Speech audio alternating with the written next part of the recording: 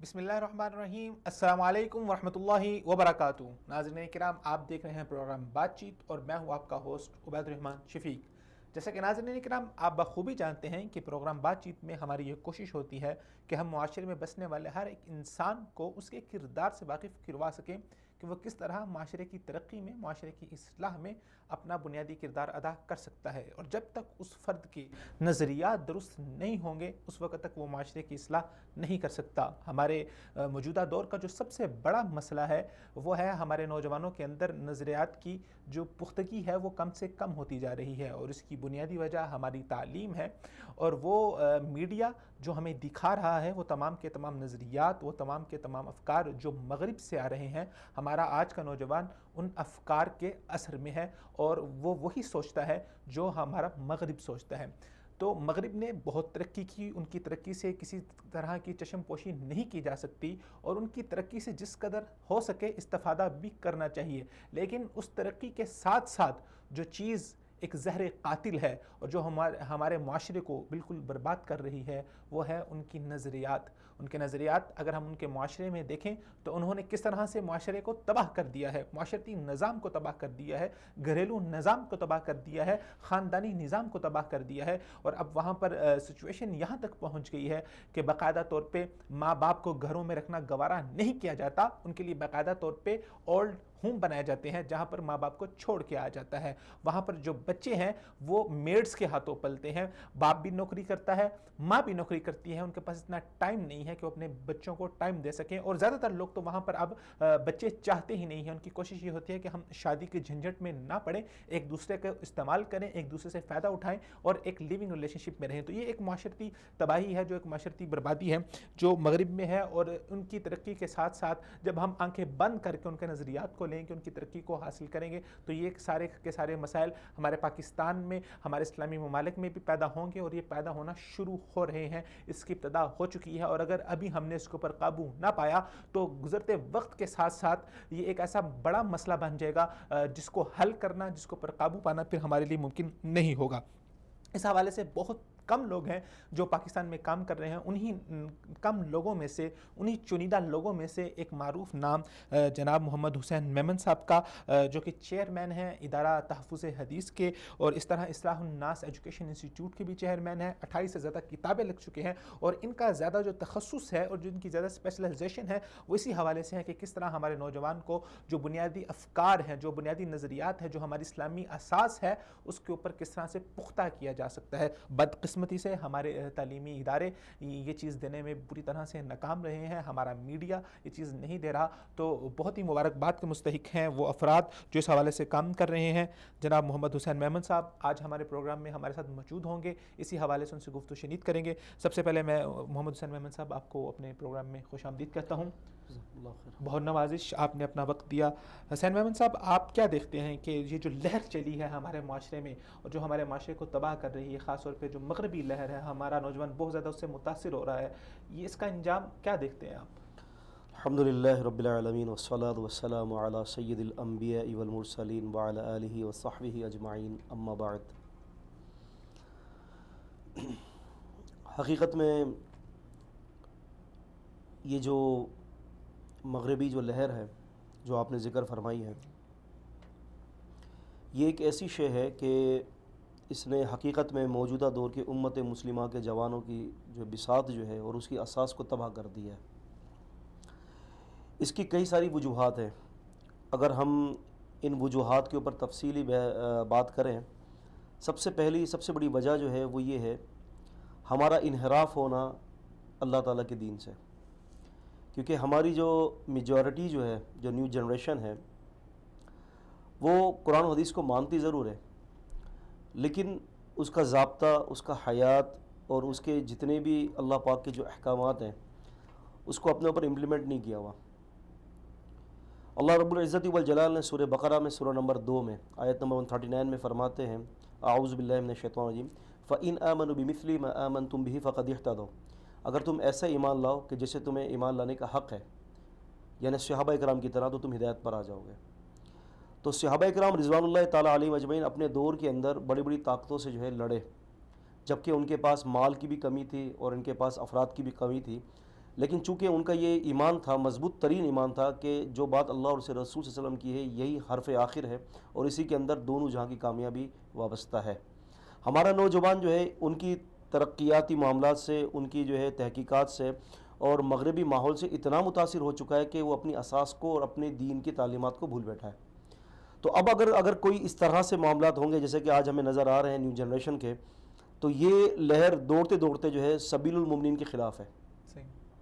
اور اللہ تبارک و تعالیٰ نے واضح سورہ نساء سورہ نمبر 4 کی آیت نمبر 115 میں فرمایا کہ نولیہ ما تولی، ہم پھیر دیتے ہیں جہاں وہ پھرتا ہے اور ہم اس کو جہنم میں ڈال دیں گے، وساءت مصیرا، کہ وہ بہت بری پھرنے کی جگہ ہے۔ تو رسول اللہ صلی اللہ علیہ وسلم نے بھی یہ پیشن گوئی کی تھی کہ تم ضرور جو ہے وہ باشد باشد اور قدم بقدم ان کی اتباع کرو گے، اگر وہ سانڈوں کے بل میں بھی گھس جائیں گے تو تم ان کے پیچھے گھس جاؤ گے۔ تو صحابہ نے فرمایا تھا کہ یہود و نصارہ تو نہیں آپ کی مراد، آپ نے فرمایا ومن، اور کون ہے؟ تو اس کا حشر یہی ہے جو سبیل المؤمنین کا جو اللہ پاک نے بتایا ہے کہ جو ایمان والوں کے رستے کو چھوڑے گا اس کے لیے جہنم ہے۔ ہمیں کیا کرنا چاہیے اس حوالے سے کہ ہمیں اپنے اسلاف کو دیکھنا چاہیے۔ ترقی دراصل جو ہے نا، دیکھیں ترقی اللہ تعالیٰ آپ کے قدموں میں ڈالے گا۔ وَلَا تَحِنُوا وَلَا تَحْزَنُوا وَأَنْتُمُ الْأَعْلَوْنَ إِن كُنتُم مُؤْمِنِينَ، آپ خوف بھی مت کیجیے، آپ غم بھی مت کیجیے، اللہ پاک آپ کو غالب کریں گے، لیکن شرط یہ کہ آپ مومن ہوں۔ تو ایمان کی اساس جب تک باقی ہے نا تو انشاءاللہ تعالیٰ یہ بڑی بڑی ترقی اسلام منع نہیں کرتا آپ کو کہ آپ اس میدان کے اندر کودے نہیں، لیکن اسلام نے توکل کا جہاں تک معاملہ رکھا ہے نا وہ اللہ پاک کی ذات ہے۔ صحیح۔ اچھا، اس موجودہ دور کے اندر جہاں پر یہ اتنی چکا چوند ہے دنیا کی اور ماڈرن چیلنجز، ہر روز نئے سے نیا چیلنج آ رہا ہے، میڈیا کا چیلنج ہے اور بہت سارے چیلنجز ہیں، آپ کیا سمجھتے ہیں کہ موجودہ دور کے اندر حفاظت دین کس طرح ممکن ہو سکتی ہے؟ دیکھیں حفاظت دین کے کئی ایک طریقے ہیں۔ پہلی بات تو اس قاعدے کو ذہن میں رکھیں کہ اصل حفاظت جو ہے یہ اللہ تبارک و تعالیٰ کے اختیار میں۔ قرآن مجید نے سورہ حجر 15 کی آیت نمبر 9 میں فرمایا اِنَّا نَحْنُ نَزَّلْنَا الذِّكْرَ وَإِنَّا لَهُ لَحَافِظُونَ، ہم نے اتارا ہے اس دین کو اور اس کی حفاظت کی ذمہ داری بھی ہمارے اوپر ہے۔ بہت سارے مترجمین نے یوں ترجمہ کیا کہ ہم نے اتارا اس قرآن کو، لیکن یہاں ذکر سے مراد مکمل دین ہے۔ اللہ تبارک و تعالیٰ نے خود نے قرآن مجید میں یہ فرمایا، اس کا ذکر سورہ آل عمران سورہ نمبر 3 کی آیت نمبر 19 میں کہ ان الدین عند اللہ الاسلام، اللہ تعالیٰ کے نزدیک صرف اسلام ہے دین۔ تو جس دین کو اللہ تبارک و تعالیٰ نے نازل کیا نا اس کی اصل حفاظت اللہ پاک کے اختیار میں ہے، لیکن میں اور آپ ہم اپنا رول کس طرح سے ادا کریں کہ اس کی اشاعت، اس کی نشر و اشاعت اور اس کو من اور ان لوگوں تک جو ہے وہ اس کو دین کو پہنچائیں۔ رسول اللہ صلی اللہ علیہ وسلم نے فرمایا تھا بلغوا عنی ولو آیہ، میری ایک بات بھی وہ لوگوں تک پہنچاؤ۔ اگر آپ عیسائیت کے، کیونکہ الحمدللہ میں اسلام اور تقابل ادیان کا طالب علم بھی ہوں، تو عیسائیت کی جو تباہ کاری کا جو سب سے بڑا جو ریزن ہے، مین ریزن اگر ہم جو ہے وہ اس کو دیکھتے ہیں تو وہ ہے اس کی تبلیغ کے اندر خیانتیں۔ صحیح، تبلیغ میں خیانتیں۔ اس کا جو پریچر ہے نا، قرآن مجید سورہ مائدہ سورہ 5 کی 66 پہ اللہ پاک فرماتے ہیں کہ بِمَسْتَحْفَظُوا مِن کِتَابِ اللَّهِ، کہ اس کی جو حفاظت کی جو ذمہ داری تھی علماء وقت کے اوپر تھی۔ علماء وقت تبدیل ہو گئے، ٹھیک ہے نا، یشترون بِأَیْدِیہم، اور وہ لوگ آیتوں کو بھی بیچتے تھے، اور یکتبون بِأَیْدِیہم، اپنے ہاتھوں سے بھی لکھتے تھے، سورہ بقرہ سورہ نمبر 2 کی آیت نمبر 79 آیت میں۔ تو انہوں نے کیا کیا کہ انہوں نے اس پہ تحریف والا معاملہ کیا۔ اب ہماری رسپانسبلٹیز میں سے سب سے بڑی رسپانسبلٹی یہ ہے کہ ہم جو ہے دین اسلام کو من اور ان ایسے ہی پہنچائیں جیسے کہ نبی پاک صلی اللہ علیہ وسلم نے پہنچانے کا اس کو حکم دیا ہے۔ ہم تحریف نہ کریں، نہ معنوی تحریف نہ لغوی تحریف، ہر اعتبار سے ہم اس کی مکمل ذمہ داری کے ساتھ دین اسلام ہر بندے تک پہنچائیں۔ میں بلکہ یہ کہتا ہوں کہ ہمارے ہاں مسئلہ یہ ہوتا ہے کہ ہم جب بھی کسی غیر مسلم کو دعوت دیتے ہیں نا تو ہماری دعوت کچھ تعصب کے ساتھ ہوتی ہے۔ میرے نبی، ہم کہتے ہیں نا میرے نبی میرے نبی، میں یہ کہتا ہوں کہ میرے نبی نہیں، ہمارے نبی۔ ایک دفعہ ایک عیسائی سے گفتگو بھی کراچی کے اندر، تو اس نے مجھے یہ کہا، کہتا ہے کہ وہ آپ داڑھی کیوں رکھتے ہیں؟ میں نے کہا اس لیے کہ آپ کے نبی نے مجھے داڑھی رکھنے کا حکم دیا ہے۔ اب وہ کہہ رہے ہیں کہ میرے نبی نے آپ کو داڑھی رکھنے کا حکم دیا ہے۔ میں نے کہا بالکل، آپ کے نبی نے مجھے داڑھی رکھنے کا حکم دیا ہے۔ کہنے لگا کہ یہ حکم کہاں ہے؟ میں نے کہا صحیح بخاری میں۔ کہنے لگا یہ کیسے ممکن ہے؟ میں نے کہا آئیے اب یہ ممکن کیسے، یہ میں آپ کو بائبل سے سمجھاتا ہوں۔ بک آف استثناء ہے، بک آف ڈیٹانمی ہے، chapter number 18 verse number 18 verse number 19 verse number 20 21 22 23، اور اس سے گاسپل آف جان ہے چیپٹر نمبر 9 ورس نمبر 10، اور بہت سارے جو ہے وہ بک آف آئزائیا ہے۔ ان جگہ پر یہ واضح طور پر لکھا ہے کہ رسول اللہ صلی اللہ علیہ وسلم ان کے بھی نبی بنا کر بھیجے گئے ہیں۔ آج بھی محرف بائبل کے اندر یہ ساری باتیں مینشن کی گئی ہیں، آج بھی موجود ہیں۔ تو ہمیں جو ہے دین اسلام کو مکمل ضابطہ بنا کر جو ہے ہر ایک تک پہنچانا ہے۔ ہم اپنی دعوت کو محدود کر دیں، اصول دعوت کے اندر ہے کہ یہ محدود نہیں ہے، صحیح، بالکل ٹھیک ہے نا۔ بلکہ نبی پاک صلی اللہ علیہ وسلم کو پوری انسانیت کے لیے بنایا گیا. ہم نے اپنی دعوت کو محدود کیا ہوا ہے. آپ اگر یہ دیکھیں نا کہ میری اگر دعوت ہے تو صرف اپنے دوسرے مسلک والے کے لیے, یا کوشش کروں گا کہ اس مسلک والے کو کھینچ کے اپنے مسلک میں لاؤں. آئی تھنک جو ہے آپ کی دعوت ایک یونیورسل ہونی چاہیے. قرآن مجید نے جس کے سورہ فرقان سورہ 25 کی بالکل ابتدائی آیت ہے کہ تبارک الذی نزل الفرقان علی عبدہ لیکون للعالمین نذیرا. آپ صلی اللہ علیہ وسلم کو پورے جہاں کے لیے جو ہے وہ نذیر بنا کر بھیجا گیا. یونیورسلٹی کی حیثیت ہے آپ صلی اللہ علیہ وسلم. دعوت کے اندر عالمگیریت ہونی چاہیے. جی تو یہ یونیورسل تھنگ جو ہے وہ کس طرح سے پیدا ہو سکتی ہے دعوت کے اندر؟ دعوت کے حوالے سے اس کا بڑا اللہ پاک نے آسان سا اس کا جو ہے وہ ایک سولوشن پیش کیا ہے. اگر ہم پڑھتے ہیں سورہ آل عمران سورہ نمبر 3 کی آیت نمبر 64, اللہ پاک فرماتے ہیں کہ قل یا اہل الکتاب تعالوا الی کلمۃ سواء بیننا وبینکم الا نعبد الا اللہ. O is a believer of scriptures, come to common terms. اے اہل کتاب ایک ایسی بنیادی بات کی طرف آئے جو ہم میں اور آپ میں مشترکہ ہے. وہ کیا ہے؟ اللہ نعبد الا اللہ. ہم ایک اللہ کے سوا کسی کی عبادت نہیں کریں گے, ہم اس کے ساتھ کسی کو شریک نہیں کریں گے اور نہ کسی کو رب بنائیں گے.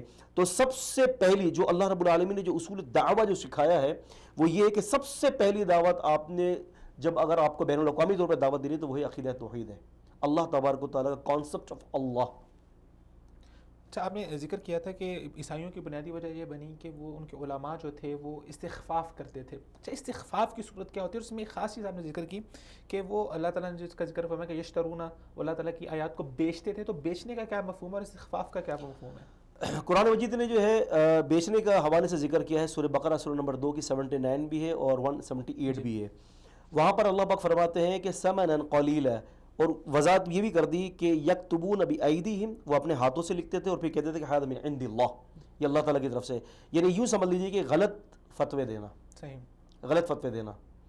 اور مانوی تحریف بھی کی ہے. آج بھی اگر آپ بائبل کو اگر آپ کھولتے ہیں تو جہاں بھی نبی پاک صلی اللہ علیہ وسلم کی بشارت آئی ہے مانوی تحریف کر دی.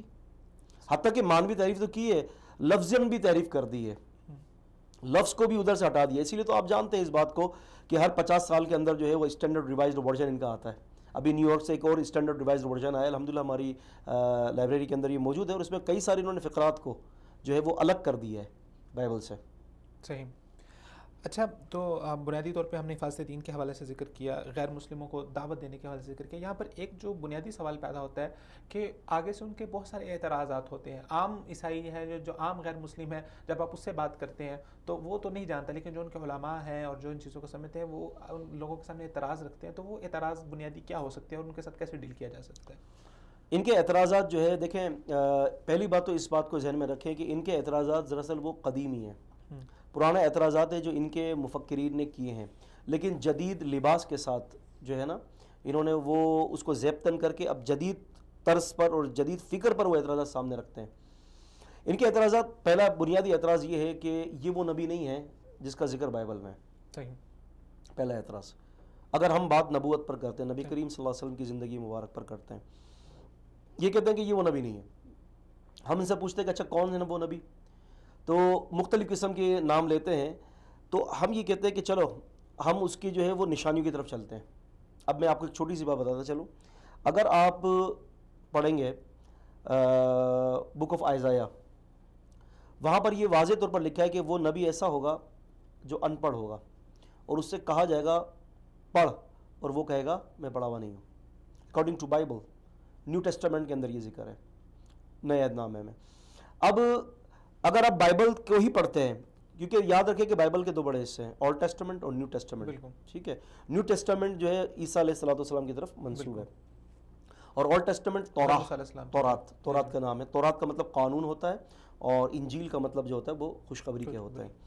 تو انہوں نے یہ ذکر کیا اس کے اندر آزائیہ کے اندر کہ جناب علی وہ نبی جب ان کو کہا جائے گا پڑھیے تو وہ کہیں گے کہ میں پڑھا ہوا نہیں ہوں. ہم یہ پوچھتے ہیں کہ نئے ٹیسٹمنٹ میں بتا دو, جدید عہد نامے میں بتا دو کہ ایسا کون سا آپ کا نبی گزرا ہے.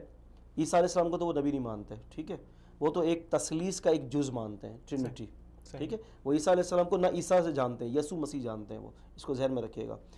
لیکن جب ہم بات کرتے ہیں کہ اچھا پھر یہ پیشن گوئی کس پر پوری ہوئی, according to Bible, come to Bible, Bible کی پوائنٹ آف ویو سے ہم بات کرتے ہیں, تو وہ ثابت نہیں کر سکتے. تو جب کہ ہم پڑھتے ہیں صحیح بخاری, ٹھیک ہے, کتاب الوحی جلد نمبر 1 چیپٹر نمبر 1 حدیث نمبر 3, اس میں یہ آتا ہے کہ جب جبرائیل علیہ السلام پہلی وحی لے کر آئے تھے, اور رسول اللہ صلی اللہ علیہ وسلم کو فرمایا تھا کہ اقرا. بالکل. نبی پاک صلی اللہ علیہ وسلم نے فرمایا تھا میں نبی قاری، میں پڑھا ہوا نہیں ہوں. یہ بالکل وہی پیشن گوئی آزائیہ کی یہاں پر صادر ہوتی ہے، اس کے علاوہ کسی اور نبی کے لیے صادر نہیں ہوتی. اس کے علاوہ چلو یہ تو ایس ٹی پول کا ہے، سارا ایس ٹی پول ان کا رسول ہے. اگر ہم اولڈ ٹیسٹمنٹ میں جاتے ہیں تو اولڈ ٹیسٹمنٹ میں بک آف ڈیٹرونومی کے اندر، کتاب استثنا، بک آف ڈیٹرونومی چیپٹر نمبر 18 کے اندر، اور اس کا جو فقرہ نمبر ہے وہ 18، 19، 20، ان تینوں فقرات کے اندر یہ لکھا ہوا ہے کہ اللہ تعالیٰ موسیٰ علیہ السلام سے فرماتے ہیں کہ میں ایک نبی بھیجوں گا جو آپ کے جیسا ہوگا، اور میں ان کے منہ کے اندر جو ہے وہ اپنا قلم ڈالوں گا، اور وہ آپ کی نسل سے ہوگا، یعنی آپ کے خاندان سے ہوگا وہ. اور اسی کی 24 کے اندر یہ لکھا ہوا ہے کہ وہ نبی جو ہے وہ اگر جھوٹا ہوگا تو وہ قتل کیا جائے گا. جب ہم یہ پیشن کو دیکھتے ہیں تو 100% نبی کریم صلی اللہ علیہ وسلم پر صادر آتے ہیں، کیونکہ رسول اللہ صلی اللہ علیہ وسلم، آپ صلی اللہ علیہ وسلم موسیٰ علیہ السلام جیسے تھے. کیوں کہ موسیٰ علیہ السلام جو ہے وہ ایک فطری طور پر پیدا ہوئے، نبی پاک صلی اللہ علیہ وسلم بھی فطری طور پر پیدا ہوئے، آپ کی وفات بھی فطری طور پر ہوئی، نبی کریم صلی اللہ علیہ وسلم کی فطری طور پر. جبکہ عیسیٰ علیہ السلام کا ایسا نہیں ہے، آپ کی پیدائش بھی اور آپ کو اٹھا لیا گیا ہے. صحیح. وما قتلوا وما صلبوا. تو اس طرح سے بہت ساری اس کے اندر مماثلت ہے، جو ہے وہ سملیرٹیز ہیں بٹوین نبی کریم صلی اللہ علیہ وسلم اور سیدنا موسیٰ علیہ السلام کے درمیان. اور موسیٰ علیہ السلام نے شریعت نافذ کی تھی، حدود کو نافذ کیا تھا، جبکہ عیسیٰ علیہ السلام کے حوالے سے بک آف جان کے اندر آتا ہے، جان کی بائبل کے اندر آتا ہے کہ this world is not my kingdom. فہمت؟ This world is not my kingdom. میں اس دنیا کے اندر اپنا قانون نافذ نہیں کر سکا. جبکہ اس کی جگہ پر رسول اللہ صلی اللہ علیہ وسلم کو دیکھتے ہیں تو آپ تو جانتے ہیں الحمدللہ، آپ خود بھی الحمدللہ عالم دین ہیں، کہ ہر حدیث کی کتاب کے اندر جو ہے الحمدللہ کتاب الحدود موجود ہے. بالکل موجود ہے. اور اسلام تو آپ کو تصور ہی دیتا ہے جی عالمگیریت کا کہ اسلام ایک مکمل نظام ہے جو جی آپ کو طرز حیات بالکل دیتا ہے. بالکل ایسا ہی ہے. اور پھر میں تھوڑا سا آپ کو ایک دو پوائنٹس بتانا چاہ رہا ہوں تاکہ مزید جو ہے یہ بات میری لوگوں تک پہنچے اور اللہ عز و جل میرے لیے صدقہ جاریہ بنائے. میں چیلنج کرتا ہوں دنیا عیسائیت کو 5 پوائنٹس پر کہ کم آئیے اور ان 5 پوائنٹس پر بات کریں. اور اس کے اگر آپ یہ کہتے ہیں، فار ایگزامپل کہتے ہیں کہ موسیٰ علیہ السلام پوری جہاں کے لیے جو ہے وہ نبی بنا کر بھیجے گئے تھے، یہودیوں کا تو یہی کہنا ہے، اسی لیے وہ آج جو ہے وہ نکارہ بجا رہی ہے. کرسچینٹی یہ کہہ رہی ہے کہ ہمارا جو دین ہے وہ دین مسیح یہ پورے جہاں کے لیے، جبکہ بائبل کے اندر خود جو گاسپل آف جان کے اندر، گاسپل آف میتھیو کے اندر چیپٹر 10 اور 5 کے اندر اور چیپٹر 15 کی 24 کے اندر یہ لکھا ہوا ہے کہ عیسیٰ علیہ السلام نے فرمایا تھا کہ میں صرف بنی اسرائیل کی کھوئی ہوئی بھیڑوں کی طرف بھیجا گیا ہوں. یہ 2 فقرات ہیں بائبل کے اندر. تو ہم یہ کہتے ہیں ان سے کہ آپ اگر کوئی بھی شخص ہو، چاہے وہ گرو نانک ہو، ایکس وائی زیڈ کوئی بھی ہو، کوئی اگر اپنے لیڈر کو کہتا ہے کہ یہ پوری انسانیت کے لیے ہے، یونیورسلٹی کی حیثیت رکھتا ہے، تو آئیے ہم یہ کہتے ہیں کہ یہ جو آپ کہہ رہے ہو کہ آپ کے جو لیڈر ہیں یا آپ کے نبی ہیں پوری دنیا کے لیے اسوہ بنا کر بھیجے گئے ہیں، تو کیا انہوں نے، پہلا پوائنٹ، کیا انہوں نے اپنی زندگی کے اندر اس کا کوئی دعویٰ کیا ہے کہ نہیں کیا؟ صحیح. جبکہ ہم جانتے ہیں نبی کریم صلی اللہ علیہ وسلم نے فرمایا سورہ احزاب سورہ نمبر 33 کی آیت نمبر 21 میں ہے لَقَدْ كَانَ لَكُمْ فِي رَسُولِ اللَّهِ أُسْوَةٌ حَسَنَةٌ. اور سورہ انبیاء کے اندر بھی 107ویں آیت میں ہے کہ اللہ تعالیٰ نے واضح فرما دیا کہ وَمَا أَرْسَلْنَاكَ إِلَّا رَحْمَةً لِلْعَالَمِينَ. آپ صلی اللہ علیہ وسلم کا اسوہ پوری جہاں کے لیے ہے اور آپ کی رحمت بھی پوری جہاں کے لیے ہے، پوری جہاں کے لیے. تو ان نبیوں میں یا ان پیشواؤں میں کسی نے بھی یہ دعویٰ نہیں کیا کہ ہم پوری جہاں کے لیے اسوہ ہیں. بالکل. ایک پوائنٹ. دوسرا، اسوہ محفوظ ہونا چاہیے. میرا اس کے اوپر پورا لیکچر بھی ہے، تقریباً 2 گھنٹے کا پورا لیکچر دیا ہے اس کے اوپر، اور یہ مینشن کیا ہے ایک ایک چیز سے کہ اسوہ محفوظ ہونا چاہیے. جبکہ عیسیٰ علیہ السلام کا کیا اسوہ محفوظ ہے؟ عیسیٰ علیہ السلام کی زندگی ہم دیکھتے ہیں نیو ٹیسٹمنٹ کے اندر، تو میں نے 4 اناجیل پڑھی ہیں غور سے، 200 یا 250 صرف بیانات ان کے موجود ہیں. کیا 200 یا 250 بیانات پوری دنیا کی زندگی کے لیے اور ہر شعبے کے لیے کافی ہے؟ جبکہ نبی کریم صلی اللہ علیہ وسلم کی زندگی کو آپ دیکھ لیجئے، صرف صحیح بخاری کی کٹین اٹھائیں آپ اور اس کے انڈیکس اٹھا کر دیکھیں آپ، صرف صحیح بخاری کے اندر ہی نبی کریم صلی اللہ علیہ وسلم کی جو ہے تقریباً 12,000 سے زیادہ سنتیں موجود ہیں. تیسری بات ہے کہ اسوہ جو ہے اس کی جو ہے وہ تعلیمات تمام جہاں کے لیے ہونے چاہیے. چوتھا یہ کہ اسوہ ہر ڈپارٹمنٹ کے اوپر رہنمائی کرے. ٹھیک. 5ویں چیز یہ کہ اسوہ ایسا ہونا چاہیے کہ جس کی تائید آسمانی کتاب کرے اور وہ آسمانی کتاب بھی محفوظ ہو. یہ 5 پوائنٹ پر سوائے نبی پاک صلی اللہ علیہ وسلم کے اور کوئی پورا نہیں اترتا. صحیح. بالکل. اچھا، تو ابھی جو ہماری جو عیسائیت ہے جو اس وقت دعوت دے رہی ہے، ہم اگر یورپ کی بات کریں، ہم اگر امریکہ کی بات کریں، تو ان لوگوں کا جو ایک تو بنیادی اعتراض اسلام کے اوپر یہ ہوتا ہے کہ وہ کہتے ہیں کہ اسلام سچا مذہب نہیں ہے، عیسائیت سچا مذہب ہے. تو اسلام کی حقانیت کے اوپر جو وہ اعتراض کرتے ہیں وہ کس نوعیت کے ہوتے ہیں؟ اصول تو یہ جو دعویٰ کرتا ہے وہ خود دلیل دیتا ہے. ٹھیک ہے، یہ یاد رکھیں، جتنے بھی لوگ سن رہے ہیں اس بات کو ذہن میں رکھیں کہ جو دعویٰ کرتا ہے وہ خود دلیل دے گا. اگر ان کا جو پوپ ہے یا جو ان کے جو پاسٹرز جو ہیں، پوپ تو ایک ہی ہے، پاسٹرز بہت سارے ہیں، اگر یہ دعویٰ کرتے ہیں کہ جی عیسائیت حق ہے تو دلیل دیں گے. تو کیا دیں گے؟ دلیل دیں گے. اور دلیل کے اندر جو بھی دلیل دیں گے وہ بہت ہی صحت کے ساتھ ان کے لیڈر یعنی عیسیٰ علیہ السلام تک پہنچے وہ دلیل. جبکہ ان کا معیار کیا تھا کہ اگر آپ ان کی جو ہے وہ ویکیپیڈیا وغیرہ اور دوسری جو ہے وہ اگر آپ انسائکلوپیڈیا پڑھیں گے، برٹانیکا وغیرہ، تو اس پہ واضح طور پر یہ لکھا ہوا ہے کہ ٹیبل پر رکھی گئی تھی بہت ساری اناجیل، گاسپلز، اور انہوں نے کہا کہ جو گری ہوئی ہوں گی وہ اصلی نہیں ہوں گی، اور جو ٹیبل پر باقی رہ گئی وہ اصلی ہوں گی. باقی گر گئی وہ 4، یوحنا، لوقا، متی اور مرقس، یہ چاروں اناجیل ٹیبل پر رکھی گئی. دکھا کہ بس اب یہ اللہ تعالیٰ کی طرف سے. تو یہ معیار تو کسی کام کا معیار نہیں ہے. یہ کون سا معیار آپ پیش کر رہے ہیں؟ جبکہ حدیث کا معیار ایک ایک راوی کی چھان پھٹک، ایک ایک راوی کی اصولی بحث ہے اسماء الرجال کے اندر، دی بک آف دا نیریٹرز کے اندر موجود ہے. ابھی میرے پاس وقت نہیں ہے ورنہ میں آپ کو ان تمام چیزوں کے بارے میں بتاتا کہ کس قدر.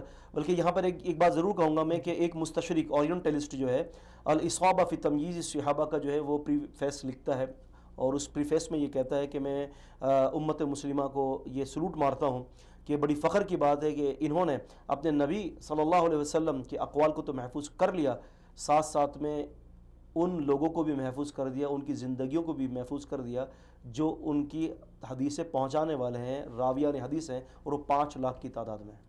صحیح. اب ہم یہ کہتے ہیں کہ اگر وہ یہ دعویٰ کرتے ہیں نا تو ہم یہ کہتے ہیں کہ پہلے ثابت کیجئے. ثابت نہیں کر پائیں گے. لیکن آپ کے پاس جو ہے نا وراسخون فی العلم، آپ کے پاس علم کا رسوخ ہونا چاہیے.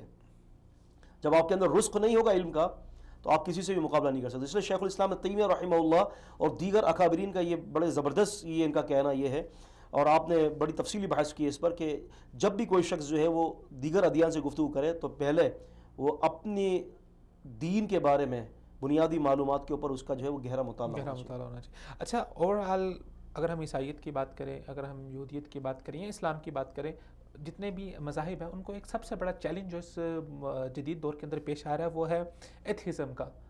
جو لوگ مذہب بیزار ہیں، مذہب کے مخالف جاتے ہیں. چلے ہم عیسائیت کی تو بات کرتے ہیں کہ اس کے اندر تحریف موجود ہے، تو وہ جب تحریف ہوگی تو ظاہری بات ہے وہ انسانی عقل کے مطابق ہوگی، اور جب انسانی عقل کے مطابق ہوگی تو اس میں خامیاں رہ جاتی ہیں، کوتاہیاں رہ جاتی ہیں، جس کی وجہ سے ایک بہت بڑا کنفلکٹ پیدا ہو گیا اور لوگ اس کے مخالف ہو گئے. لیکن اسلام تو عالمگیر مذہب ہے، اسلام ایک محفوظ مذہب ہے، اس کے اندر کسی قسم کا کوئی شک و شبہ، کسی چیز کی کوئی گنجائش نہیں ہے. تو پھر اسلام کے ساتھ جو یہ کنفلکٹ ہو رہا ہے ماڈرن ورلڈ کا، اس کی کیا وجہ ہے؟ دیکھیں، الحاد پر اگر آپ بات کریں گے نا تو الحمدللہ اسلام ایک ایسا دین ہے، مذہب نہیں میں دین کہوں گا، یہ ایسا دین ہے کہ جو ہر کسی کو موقع دیتا ہے کہ آؤ سوال کرو. صحیح. ٹھیک ہے. اب اگر آپ الحاد کے اوپر بات کرتے ہیں کہ ہم ان کو کس طرح سے سمجھائیں یا ہم ان کو کس طرح سے جو ہے نا اسلام کی حقانیت سمجھائیں، تو اس کے لیے بہت سارے دلائل موجود ہیں. پہلی بات تو اس چیز کو ذہن میں رکھیں کہ دنیا کے اندر 2 ہی چیزیں، یا خالق ہے یا مخلوق ہے. صحیح. ایک دفعہ ایک جگہ پروگرام ہوا تھا، تو پروگرام کے درمیان ایک صاحب کھڑے ہوئے، مجھے کہنے لگے کہ اللہ تبارک و تعالیٰ کے وجود کی دلیل دیجیے. میں نے کہا کہ آپ مانتے ہیں اللہ تعالیٰ کو؟ کہنے لگا نہیں میں نہیں مانتا. آپ اللہ تعالیٰ کے وجود کی دلیل دیجیے اور ثابت کریں کہ ابھی اللہ تعالیٰ ہے کہ نہیں ہے. میں نے کہا میں آپ سے تفصیلی بحث یا تفصیلی گفتگو بعد میں کروں گا، مجھے یہ بتائیے کہ آپ خالق ہیں یا مخلوق ہیں؟ تو سر کہا کیا مطلب؟ میں نے کہا چھوٹا سا سوال کیا ہے میں نے کہ آپ مجھے یہ بتائیے خالق ہیں کہ آپ مخلوق ہیں؟ تو اب وہ پریشان ہو گئے، تھوڑی دیر کے لیے سکتہ طاری ہو گیا کہ آخر کیا جواب دوں، میں خالق ہوں کہ میں مخلوق ہوں. میں نے کہا آپ دونوں چیزوں میں سے کوئی ایک چیز ہو. اگر آپ کہو گے کہ جی میں خالق ہوں تو میں آپ سے یہ گزارش کروں گا کہ ابھی اپنے جیسا ایک اور انسان یا میرے جیسا ایک انسان فوراً ہاتھ پیدا کر کے دکھا دے. اگر آپ مخلوق ہیں تو پھر مجھے بتا دیجیے. اس نے کہا کہ نہیں میں خالق تو نہیں مخلوق ہوں. تو میں نے کہا آپ نے اپنے خالق کے ہونے کی دلیل دے دی. کہنے کہا کیسے؟ میں نے کہا مخلوق جو ہوتا ہے، میں نے کہا وہ خود اس بات کی دلیل ہے کہ اس کو کسی نہ کسی نے پیدا کیا ہے. میں نے کہا وہ اللہ تبارک و تعالیٰ کی ذات ہے. اللہ تبارک و تعالیٰ کی ذات کو پہچاننے کے لیے ایک جو ہے بات کہی جاتی ہے، بلکہ یہ لوگ جب آپ سے بات کریں گے نا تو وہ یہی کہیں گے کہ ہر کسی کو کسی نے پیدا کیا ہے. آپ کہیں گے بالکل ایسا ہی ہے، جبکہ یہ بات غلط ہے. ہر کسی کو کسی نے نہیں پیدا کیا، یہ بات غلط ہے. آپ اس بات سے بالکل ڈینائی کیجیے. نہیں جی، ہر کسی کو کسی نے پیدا ہی نہیں کیا، بلکہ ہر کسی کو ایک نے پیدا کیا اور ایک کو کسی نے پیدا نہیں کیا. جب اس جملے کی طرف آئیں گے تو انشاءاللہ امید ہے کہ آپ کم از کم جو ہے نا اپنے آپ کو سیکیور کر لیں گے. صحیح. اب میں آپ کو اگر تفصیلی اگر ہم بات کرتے ہیں اس کے اوپر، الحاد کے اوپر، تو میں یہ سمجھتا ہوں کہ اپنے ناظرین کو کہ سب سے پہلے ٹو دی پوائنٹ بات کرنے سے پہلے ان کے ساتھ ذرا شفقت کی جائے. بالکل. پہلے محبت کی جائے، ان کو بلایا جائے. آپ ذرا ان کو گھر پہ بلائیں اپنے، ان کو کہیں کہ چھوڑ دو اس بحث کو، ہم نہیں کرتے ابھی یہ بات. آپ ان کو بلائیں، ان کو گھر پہ کھانے کی دعوت دیں، ان کو 1-2 مہینے تک ان کے اوپر اپنا مال خرچ کریں، ان کے اوپر، اور دعوتیں دیں ان کو گھر پہ. ان کے ساتھ ہمدردی کریں. جب ان کے گھر میں کوئی بیماری ہو تو خود ان کا علاج کروائیں، ڈیلیوری ہو تو خود ان کے معاملات کو آپ طے کریں. اس قسم کے معاملات کریں. انشاءاللہ عز و جل انشاءاللہ آپ دیکھیں گے 3 سے 4 مہینے بعد وہ آپ کی بات سنے گا. کیونکہ دیکھیں یہ فطری چیز ہے. اللہ پاک کا وجود جو ہے وہ انسان کی فطرت میں، انسان خود اپنے اندر دیکھتا ہے. آپ کو بحث کرنے کی ضرورت ہی نہیں ہے. جب آپ اس کے ساتھ بھلائی کریں گے نا، اور پھر 3 سے 4 مہینے بعد جب آپ اس کو دین کی دعوت دیں گے نا، آپ خود دیکھیں گے کہ وہ خود بخود اللہ پاک کو تو قبول کرے گا، ساتھ ساتھ میں اللہ پاک کے دین کو بھی قبول کر لے گا. ایک بہت بڑا مسئلہ ہے. اگر کوئی بات کرتا ہے، وہ اپنے آپ کو سمجھتے ہیں کہ ہم بہت کھلے ذہن کے لوگ ہیں، ہم دلیل سے بات کرتے ہیں، ہم نے سائنس پڑھی ہے، ہم سائنسی دلائل دیتے ہیں. ان علماء کو، ان مولویوں کو کیا پتہ ہے، اہل مساجد کو کیا پتہ ہے. تو جو ہمارا عام طبقہ ہے، جو اسلام سے محبت کرنے والا طبقہ ہے، تو وہ اپنی جو بازاری زبان ہے وہ استعمال کرنا شروع کر دیتے ہیں. وہ کومنٹس کے اندر نیچے جا کے گالیاں لکھتے ہیں، ان کو طعن و تشنیع کا نشانہ بناتے ہیں. تو وہ اس بات پر مزید پختہ ہو جاتے ہیں. وہ سمجھتے ہیں کہ شاید ہم حق پر ہیں، جو ہمیں لوگ جو ہے ہمارے مخالف جا رہے ہیں. تو یہ ایک طریقہ کار آپ نے جیسے ذکر کیا کہ بہت اہم طریقہ کار ہے کہ ان کے ساتھ ہمدردی کی جائے اور شفقت والا پہلو ان کے ساتھ اپنایا جائے. اچھا، اوور آل اگر ہم دیکھتے ہیں کہ جو مغرب ہے وہ اس ایجنڈے کو فروغ دے رہا ہے، وہ مذہب بیزاری، اور خاص طور پہ ہم بات کرتے ہیں کہ اسلام مخالفت کو بہت زیادہ فروغ دے رہا ہے. تو اوور آل یہ کیا سینیریو بلڈ ہو رہا ہے؟ اصل میں بات یہ ہے کہ یہ کینہ اور یہ بغض ہے. صحیح. ٹھیک ہے، 2 چیزوں کا کینہ. ایک تو اسلام سے ان کو کینہ، حسد من انفسہم. اللہ پاک فرماتے ہیں کہ یہ اپنے سینوں کے اندر تمہارے لیے حسد رکھتے ہیں، کیونکہ دنیا یہودیت جو ہے وہ 3 سے 4 چیزوں کی وجہ سے برباد ہوئی ہے. اس میں سے ایک حسد بھی ہے. یہ ایمان والوں سے بے انتہا حسد کرتے ہیں. تو حسد کی وجہ سے جو ہے دراصل وہ آپ کو جو ہے وہ یہ چاہتے ہیں کہ آپ کا دین جو ہے نا یہ ثابت کرنے کی کوشش کرتے ہیں کہ غیر محفوظ ہے، کیونکہ ان کا دین اپنا غیر محفوظ ہے. اور نبی کریم صلی اللہ علیہ وسلم پر سب سے زیادہ جو ہے آپ یہ، بلکہ المکتبہ سے ایک میگزین چھپا ہے سعودیہ سے، اس کے اندر لکھا ہوا ہے کہ 200 سال کے اندر رسول اللہ صلی اللہ علیہ وسلم کی ذات گرامی کے خلاف 60,000 کتابیں لکھی گئی ہیں. 60,000 کتابیں. جی. کیوں؟ ریزن کیا ہے؟ بیسک ریزن یہ ہے کہ ان کے نبیوں کی زندگی غیر محفوظ ہے، نبی پاک صلی اللہ علیہ وسلم کی زندگی محفوظ ہے. اور اللہ پاک فرماتے ہیں کہ یہ صرف حسد کا غبار ہے جو یہ آپ کے ساتھ کر رہے ہیں. یہ سب کچھ حسد ہے، اور حسد کی ہی وجہ سے یہ سارے معاملات ہو رہے ہیں. ہم نے کیا کرنا ہے؟ What should we do?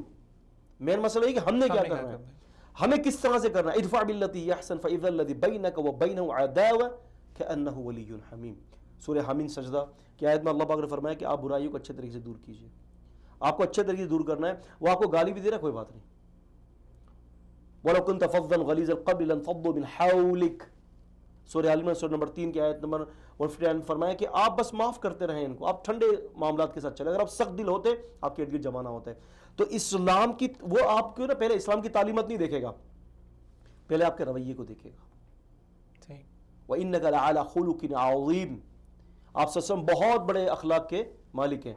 تو اپنے اخلاق کے ساتھ اور اپنے دلائل کے ساتھ آپ جو ہے جناب علی اس کو دین اسلام کی دعوت دیں، اور یہ کوشش کریں ثابت کرنے کو کہ اسلام محفوظ ہے. جب یہ آپ بات ثابت کریں گے تو انشاءاللہ امید ہے کہ وہ پھر اپنے دین کی طرف یعنی اپنے مذہب کی طرف دیکھے گا. اور ایک اور بات، نقطے کی بات کہتا چلوں میں، جب بھی کبھی ان سے ڈسکس ہو، بات ہو کسی بھی مسئلے پر، تو آپ نے کوشش یہ کرنا ہے کہ ان کو سوال کرنے کا موقع کم دینا ہے. زیادہ سوال آپ نے کرنا ہے، کیونکہ دعویٰ ان کا ہے نا، ان کو سے زیادہ سوال کرنا ہے. جی ناظرین کرام، ہماری گفتگو کا سلسلہ جاری ہے. یہاں پہ وقت ہوا ہے ایک چھوٹی سی بریک کا. ملتے ہیں آپ سے مختصر سی بریک کے بعد.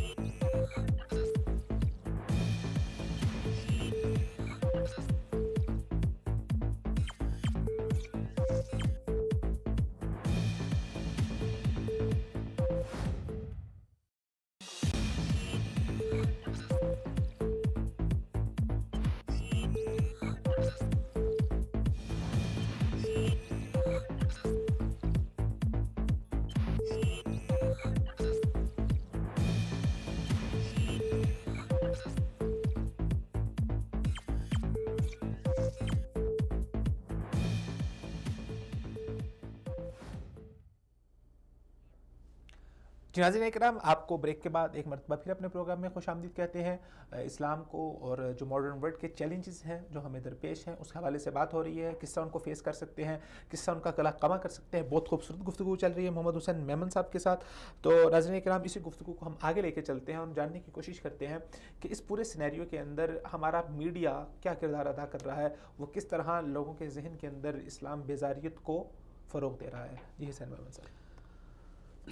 میڈیا کا کردار اس وقت جو ہے بہت گھنونا کردار ہے, اور میں تو یہ سمجھتا ہوں کہ میڈیا کا سب سے پہلا مقصد یہی ہے کہ اسلام کی حقانیت اور اس کی جو بنیادی اثاثہ ہے نا اس کو تباہ کر کے لوگوں کے سامنے پیش کیا جائے, جس کے حوالے سے میڈیا نے کوئی کسر نہیں چھوڑی. بلکہ میں اگر یہ نام لوں میڈیا کا, آپ یہ دیکھتے ہیں کہ رمضان کے دن جو ٹرانسمیشن چلتی ہیں, آپ دیکھیں لوگ روزے سے ہیں, عبادت کا وقت ہے, اور وہ کیا میڈیا کیا جو ہے وہ اپنا میسج چھوڑ رہا ہے. اور پھر وہاں پر آپ یہ سمجھ لیں کہ 4-5 علماء کو بٹھا کر ایک ہی نظریے کے 5 لوگوں کو بٹھا کر اور ایک مخالف شخص کو بٹھا کر, اور کس طرح سے جو ہے وہ معاملات کرائے جاتے ہیں کہ جو اصلی بات ہے اور جو حق بات ہے کتاب و سنت کی, اس کو جناب علی جو ہے انہوں نے ایسا پیش کیا کہ یہ بات غلط ہے, اور اپنی تعویلات اور اپنی تشریحات اور اپنے من پسند مذاہب کی ترویج کے لیے اسلام کو پیچھے چھوڑ دیا. اور آپ حوالے اس میڈیا کے حوالے سے, میں صرف الیکٹرانک میڈیا کی بات نہیں کر رہا, میں آپ کے سامنے پرنٹ میڈیا کی بھی بات کر رہا ہوں, کیونکہ ان دونوں میڈیا کا جو کردار ہے نا اسلام کو ڈھانے کا, یہ آشکارا ہو چکا ہے.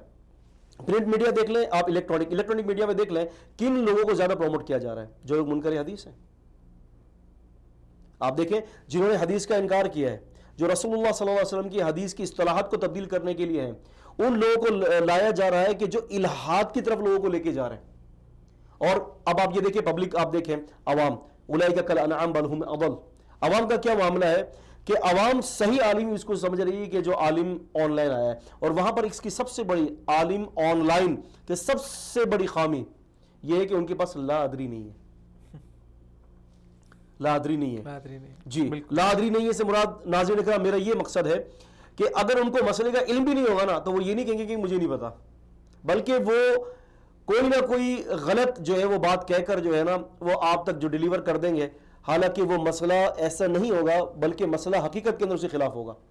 تو لا ادری ان کے یہاں نہیں ہے, ان کی کتاب کے اندر لا ادری لکھا ہوتا ہے, بلکہ وہ ہم یوں کہیں گے کہ ایک مختلف قسم کی پڑیائیں ہوتی ہیں جو وہ لوگوں کو دیتے رہتے ہیں, اور بعض تکے بھی مار دیتے ہیں. ہاں تکا وہی لا ادری ہے نا, لا ادری جب آپ کے اندر نہیں ہے تو پھر تکا لگے گا نا. ٹھیک ہے, لا ادری ہوگا تو پھر تکا نہیں لگے گا, پھر آپ نے جو ہے نا اپنی جو ہے گفتگو کو جو ہے وہ کہہ دینا کہ جی جناب یہ مجھے نہیں پتا اس بات کے بارے میں.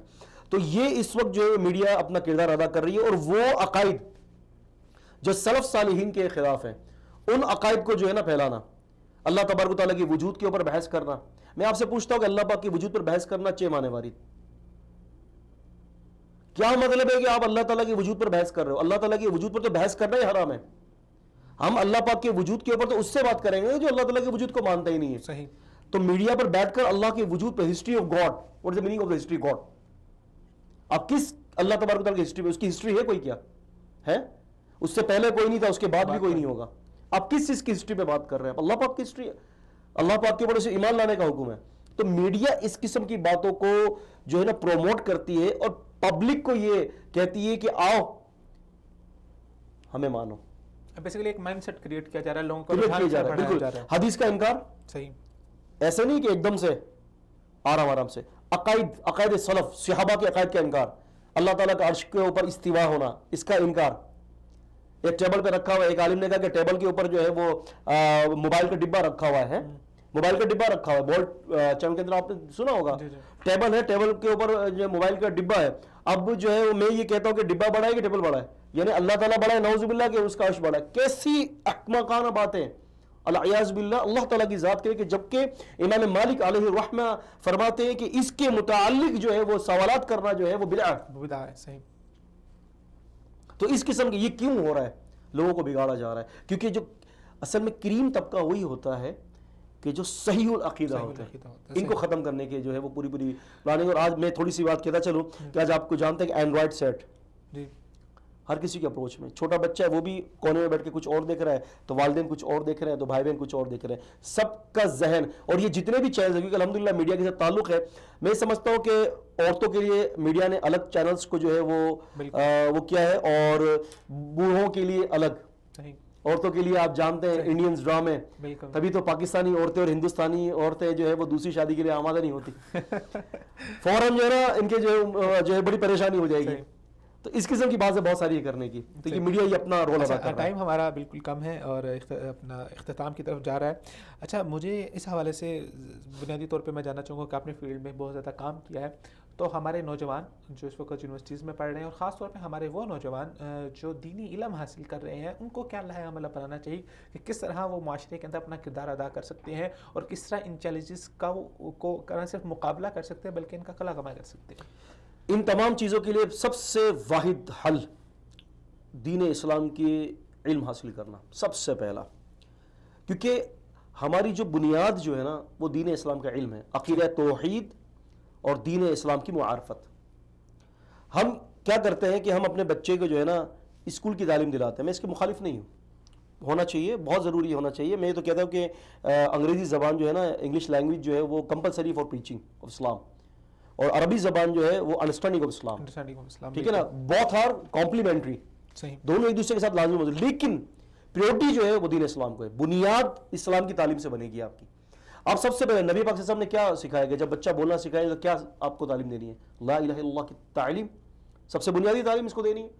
تو اپنے اولادوں کو، اپنے بچوں کو، اپنے معاشرے کے اندر سب سے پہلے مسلمانوں کو دین اسلام کی تعلیم، عقیدہ توحید اور اسلام کی حقانیت اور نبی کریم صلی اللہ علیہ وسلم کی جو فنڈامنٹل رائٹس جو اللہ پاک نے جو ہے ہر بندے پر لگائے ہیں اس کا علم آنا چاہیے. پھر اس کے بعد آپ یہ لے کر چلیں، اور دنیا کی اگر کوئی بھی فن ہے، آپ سائنس کو لے لیجئے، آپ اس طرح سے کوئی بھی فن لے لیجئے، آپ اس کو حاصل کریں اور آپ اس کے اوپر کام کریں، انشاءاللہ تعالی اللہ تعالیٰ آپ کو غلبہ دے گا. جیسے کہ میں نے قرآن مجید سورہ بقرہ سورہ نمبر 2 کی ایک آیت پڑھی تھی کہ وَلَا تَحِنُوا وَلَا تَحْزَنُوا وَأَنْتُمُ الْأَعْلَوْنَ إِن كُنتُم مُؤْمِنِينَ، تم خوف بھی مت کرو، تم غم بھی مت کرو، تمہیں اللہ غالب کرے گا بشرطے کہ اگر تم مومن ہو. میں یہاں پر ایک اور بھی بات کہتا چلوں ناظرین کو کہ ہمارے یہاں ایک اسلام کو مٹانے کے لیے ایک بہت بڑی سازش ہے جس کو ہم کہتے ہیں کہ پردبیس پردے، ہم اردو میں کہتے ہیں ٹھیٹ اردو میں پردبیس پردے میں چھپی ہوئی ہے. وہ کیا ہے؟ وہ یہ ہے کہ دنیا عیسائیت کو آپ جانتے ہیں کہ کس چیز نے برباد کیا؟ دنیا عیسائیت کو برباد کرنے کے لیے ان کی جو دلائل، جو ان کے براہین جو ہے نا، ان کو سب سے زیادہ جو برباد کرنے میں جس کا کردار جس نے ادا کیا ہے وہ سائنس ہے. کیونکہ انہوں نے اپنی کتابوں کو سائنس کے ذریعے پرکھا ہے. صحیح. آپ دیکھتے ہیں قرآن اینڈ ماڈرن سائنس کمپیٹیبل اور کمپیٹیبل، حدیث اینڈ ماڈرن سائنس کمپیٹیبل اور compatible. What is the meaning of the compatible? حدیث کو، قرآن کو ضرورت ہی نہیں ہے سائنس کی. سائنس کا علم آپ کے دین سے ہٹ کر ہے. ہمارے یہاں کیا کہتے ہیں کہ جی الحمدللہ تسلی ہو گئی، سائنس سے تصدیق کر دیے. کیا سائنس سے تصدیق کی؟ سائنس ایک انسانی علوم کا محور ہے اور اس کے 3 درجے ہیں. اس میں سے پہلا درجہ یہ کہ غلط بھی ہو سکتا ہے اور صحیح بھی ہو سکتا ہے. اور جبکہ قرآن و سنت کا علم last and final revelation from mighty اللہ عز و جل، یہ آخری وحی اللہ تعالیٰ کی طرف سے، اور وحی کے اندر غلطی کا تصور بھی کفر ہے. وحی کے اندر آپ غلطی کا تصور کریں گے کفر ہے. تو ہمارے ایک سب سے بڑی خامی یہ ڈال دی گئی ہے کہ ہر چیز کے اندر ہم سائنس کو لاتے ہیں. سائنس کا علم حاصل ضرور کریں لیکن سائنس کو سائنس کی دنیا تک محدود رکھیں، شریعت کے اندر مت لائیں. دونوں علم کی بیسز ہی الگ ہیں. آپ ایک چیز کو دوسری چیز کے اوپر قیاس کریں تو ان کی بیسز ہی الگ ہے، تو وہ کس طرح ایک دوسرے کے اوپر آئیں گی؟ بالکل. اور دین اسلام کو اس کی تصدیق کی ضرورت ہے، کیونکہ دیکھیں سائنس کی تھیوری تبدیل ہوتی رہتی ہے. صحیح. آپ جانتے ہیں پہلے کہتے تھے کہ جناب عالی زمین گھوم رہی ہے، پھر کہتے ہیں کہ جو ہے وہ سورج گھوم رہا ہے، پھر بعد میں کہ دونوں گھوم رہے ہیں. مختلف قسم کی اسٹیٹمنٹ جو ہے وہ تبدیل ہوتی رہتی ہے، لیکن رب العزت والجلال کی جو وحی ہے اپنی جگہ پر اٹل ہے. لا یأتی الباطل من بین یدیہ ولا من خلفہ. سورہ فصلت 41 کی 41 اور 42 میں فرمایا کہ جھوٹ اللہ تعالیٰ کی وحی میں، اللہ تعالیٰ کے دین پر نہ آگے سے بھی آتے ہیں نہ پیچھے سے آتی، اور یہاں تو جھوٹ کا ایک منبع ہے. تو اس بات کو غور کرنا چاہیے. جی بہت نوازش محمد حسین محمد صاحب اپنا خصوصی وقت دینے کے لیے. جی ناظرین کرام، ہمارے ساتھ موجود تھے پاکستان کے معروف اسکالر جناب محمد حسین محمد صاحب، اور وہ جو اپنی گزارشات ہمارے ساتھ شیئر کر رہے تھے. بنیادی چیز جو انہوں نے ذکر کی اور جو موجودہ وقت کی وہ ضرورت ہے وہ ہمیں علم دین سیکھنا ہے. جتنے بھی چیلنجز آ رہے ہیں یہ کوئی نئے نہیں ہیں، جتنے اعتراضات اٹھائے جاتے ہیں اسلام کے خلاف اٹھائے جاتے ہیں کوئی نئے نہیں ہے. بس ضرورت اس بات کی ہے کہ ہم ان کو جانیں اور دین کا علم حاصل کریں، ہم اپنے عقائد کو پختہ کریں، ہم اپنے نظریات کو پختہ کریں. اس کے بعد جتنا بڑے سے بڑا فتنہ ہوگا ہم آسانی سے اس کو فیس کر سکیں گے. نہ صرف اس کو فیس کر سکیں گے بلکہ ہم دلائل کے ساتھ اس کا جواب بھی دیں گے, اس کا قلا کما بھی کریں گے. تو ہمیں اپنے دین کو سیکھنے کی ضرورت ہے, اپنے دین کو سمجھنے کی ضرورت ہے. ہم مسلمان ہیں تو ہم اسلام کو سمجھیں, قرآن کو سمجھیں, نبی کی حدیث کو سمجھیں. اسی کے ساتھ آپ سے اجازت چاہتے ہیں, پھر ملاقات ہوگی اگلے پروگرام میں. تب تک کے لیے خدا حافظ.